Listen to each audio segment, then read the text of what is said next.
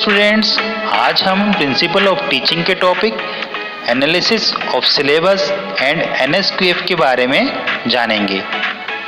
हमारे आज के टॉपिक का नाम है एडी मॉडल फॉर इंस्ट्रक्शंस, अर्थात निर्देश देने का एडी मॉडल। सबसे पहले हम एडी मॉडल की हिस्ट्री देख लेते हैं। एडी मॉडल को 1975 में फ्लोरिडा स्टेट यूनिवर्सिटी में सेंटर फॉर एजुकेशनल टेक्नोलॉजी द्वारा अमेरिकी सेना के लिए विकसित किया गया था। बाद में इसे अमेरिकी सशस्त्र बलों की सभी शाखाओं में लागू किया गया।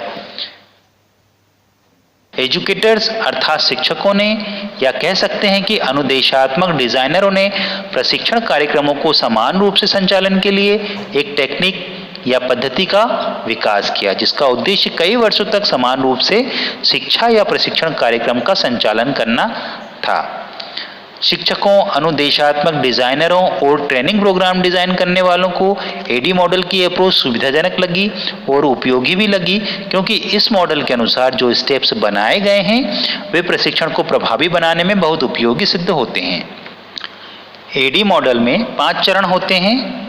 पहला है ए अर्थात एनालाइज या विश्लेषण करना, डी अर्थात डिजाइन करना, अगला डी अर्थात डेवलपमेंट या विकास करना, आई अर्थात इम्प्लीमेंट या कार्यान्वयन करना और ई अर्थात इवैल्यूएशन या मूल्यांकन करना। तो आइए हम पहला चरण देख लेते हैं। हमारा पहला चरण है एनालाइज या एनालिसिस। इस चरण का मेन फोकस स्टूडेंट या ट्रेनीज होते हैं। एनालिसिस का मुख्य उद्देश्य छात्रों या ट्रेनीज के मौजूदा ज्ञान और कौशल की पहचान करना है। इसमें यह जानने का प्रयास किया जाता है कि छात्र पहले से विषय को कितना जानते हैं या उसे यह कोर्स करने की कितनी जानकारी है। इस चरण में शिक्षक इस बात का अंतर करते हैं कि छात्र पहले से कितना नॉलेज रखता है और पाठ्यक्रम करने के बाद उसे कितना और नॉलेज हो जाएगा। एनालिसिस में हमें जिन बातों पर ध्यान केंद्रित करना है वो इस प्रकार हैं। पहला है विद्यार्थी कौन है और उसकी विशेषता क्या है, वह किस माहौल से आया है, उसमें सीखने की कितनी क्षमता है, उसकी राष्ट्रीयता क्या है, उसकी उम्र क्या है, भाषा क्या है, उसका पिछला अनुभव क्या है और उसे किन किन चीज़ों में इंटरेस्ट है या उसकी रुचियाँ क्या हैं।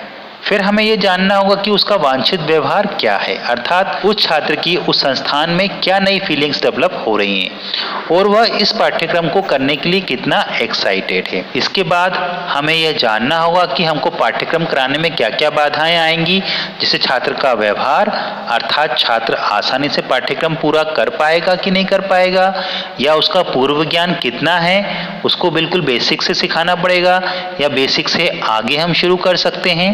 इसके बाद हमको वितरण विकल्प क्या है यह जानना होगा, अर्थात हमको किस तरह से ट्रेनिंग देना है, हमारे पास क्या क्या संसाधन हैं, क्या क्या व्यवस्थाएं हैं, इसके बारे में हमको फोकस करना होगा। इसके बाद विद्यार्थी की ज़रूरत क्या है, अर्थात पाठ्यक्रम करने के बाद वह छात्र नौकरी करना चाहता है या स्वयं का व्यवसाय करना चाहता है। फिर हमें पाठ्यक्रम को लागू करने के लोकप्रिय तरीकों का निर्धारण करना होगा ताकि छात्रों को पाठ्यक्रम रुचिकर लगे। यदि पाठ्यक्रम में सुधार की ज़रूरत है तो हमें सुधार करना होगा और एक इफेक्टिव रणनीति का निर्माण करना होगा। इसके बाद पाठ्यक्रम पूर्ण होने की समय सीमा, अर्थात पाठ्यक्रम समय सीमा में पूर्ण करने हेतु उसे विस्तारित करना ताकि पाठ्यक्रम समय सीमा में सही ढंग से पूर्ण किया जा सके। सीखने के माहौल के संबंध में हमें उपलब्ध विकल्पों का निर्धारण करना होगा। लाइव या ऑनलाइन क्लासेस के बारे में हमको व्यवस्था करनी होगी। तो इस तरह से हमको एनालिसिस करना होगा इन सभी बातों पे, ताकि हम अच्छे से ट्रेनिंग को ऑर्गेनाइज कर सकें। हमारा दूसरा चरण है डिज़ाइन। डिज़ाइन चरण में जो चीज़ें आती हैं वह हैं सीखने के उद्देश्य, उपकरणों का उपयोग, अभ्यास, सामग्री, विषय वस्तु, विश्लेषण, पाठ योजना, मूल्यांकन और मीडिया चयन। डिज़ाइन का चरण व्यवस्थित और विशिष्ट होना चाहिए। व्यवस्थित अर्थात क्रमबद्ध या एक सही क्रम में सही कंटेंट को रखना।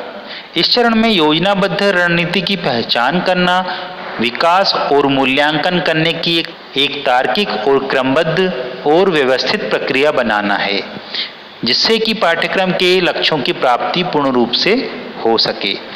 इसमें निर्देशात्मक डिजाइन योजना के प्रत्येक तत्व पर विस्तार से ध्यान देना चाहिए।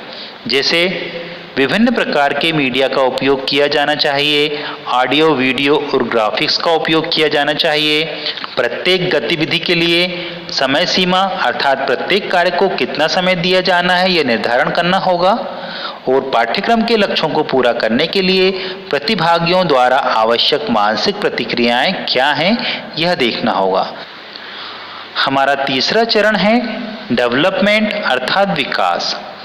विकास के चरण में निर्देशात्मक डिजाइन में वर्णित पाठ्यक्रम सामग्री को व्यवस्थित करना है। इसमें ई लर्निंग भी शामिल है।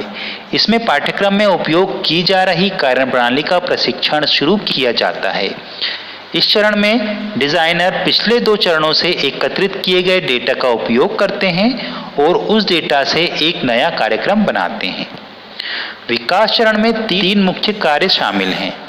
पहला है प्रारूपण अर्थात ड्राफ्टिंग, दूसरा उत्पादन अर्थात प्रोडक्शन, तीसरा मूल्यांकन अर्थात इवैल्यूएशन। विकास सीखने के परिणामों का निर्माण और परीक्षण कहलाता है। इसका उद्देश्य निम्न प्रश्नों से संबंधित है। क्या शिक्षण सामग्री में समय सीमा का पालन किया जा रहा है? क्या आप शेड्यूल के अनुसार शिक्षण सामग्री बना रहे हैं?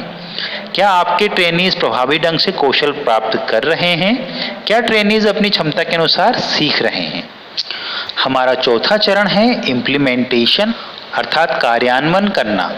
कार्यान्वयन या इम्प्लीमेंटेशन प्रशिक्षण सुविधा और ट्रेनीज के लिए एक प्रक्रिया विकसित करता है। कार्यान्वयन चरण अधिकतम क्षमता और सकारात्मक परिणाम प्राप्त करने के लिए उपयोगी है। कार्यान्वयन या इम्प्लीमेंटेशन चरण अधिकतम दक्षता और सकारात्मक परिणाम प्राप्त करने के लिए उपयोगी है। कार्यान्वयन चरण में डिजाइन चरण का मूल्यांकन किया जाता है। शिक्षक या अनुदेशक इस चरण में बहुत सक्रिय भूमिका निभाते हैं क्योंकि यह चरण पाठ्यक्रम सफलतापूर्वक पूरा करने के लिए महत्वपूर्ण होता है। इस चरण में अनुदेशक या शिक्षक को प्रभावी इंस्ट्रक्शनल मटेरियल बनाने के लिए पाठ्य सामग्री का एनालिसिस करना चाहिए और नया स्वरूप बनाना चाहिए। इस चरण में पाठ्यक्रम के लिए तत्कालिक संशोधन किए जा सकते हैं।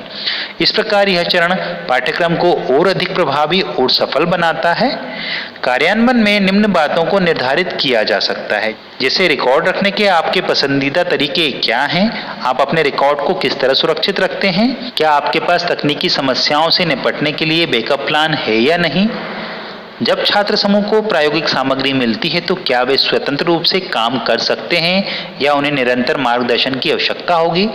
तो इन सभी बातों को हमको इस इम्प्लीमेंटेशन वाले चरण में देखना है और उनमें सुधार करना है। हमारा 5वां चरण है इवैल्यूएशन अर्थात मूल्यांकन। एडी विधि का अंतिम चरण मूल्यांकन होता है। प्रारंभिक मूल्यांकन विकास या डेवलपमेंट के चरण में कर लिया जाता है। मूल्यांकन को 2 भागों में विभाजित किया जा सकता है। पहला है फॉर्मेटिव और दूसरा है सारांश। फॉर्मेटिव चरण तब होता है जबकि छात्र अध्ययन कर रहे होते हैं, जबकि सारांश चरण कोर्स के अंत में होता है। मूल्यांकन चरण का मुख्य उद्देश्य यह निर्धारण करना है कि क्या लक्ष्यों को पूरा प्राप्त कर लिया गया है या नहीं किया गया है। एडी प्रक्रिया के हर चरण में प्रारंभिक मूल्यांकन शामिल होता है। मूल्यांकन एडी प्रक्रिया का एक बहुआयामी और आवश्यक घटक है। अनुदेशात्मक सुधार के लिए सारांश मूल्यांकन किया जाता है। मूल्यांकन चरण के दौरान शिक्षक को यह पता लगाना चाहिए कि मूल्यांकन से संबंधित सभी समस्याएं हल कर ली गई हैं और वांछित उद्देश्यों को पूरा कर लिया गया है। इस तरह हमने एडी मॉडल और उसके चरणों के बारे में विस्तार पूर्वक जाना। एडी मॉडल का उद्देश्य प्रशिक्षकों और शिक्षकों को प्रशिक्षण के सफल आयोजन को विकसित करने के लिए आवश्यक निर्देशात्मक डिजाइन में मौलिक कौशल प्रदान करना होता है। तो इस तरह हमारा आज का वीडियो यहीं समाप्त होता है। Thank you.